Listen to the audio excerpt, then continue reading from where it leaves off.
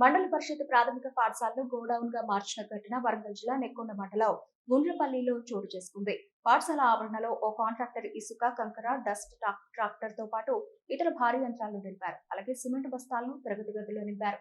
విద్యార్థులు తీవ్ర ఇబ్బందులకు గురవుతున్నారని స్థానికులు వాపోతున్నారు. ఇప్పటికైనా అధికారులు స్పందించి వాటిని తొలగించాలని డిమాండ్ చేస్తున్నారు.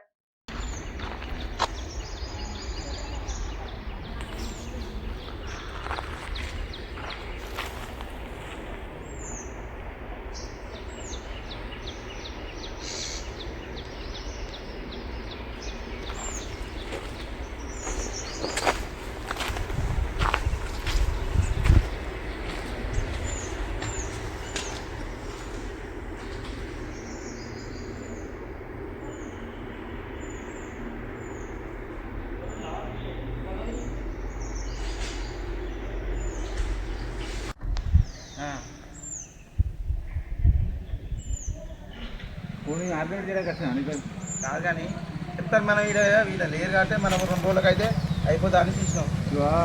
ఇక సర్పంచ్ ఎన్నికైనా ఇలా అయిపోయింది అయితే అంటారా నాకు బయట పెడితే ఇదైనా కూడా వ్యతిరేకంగా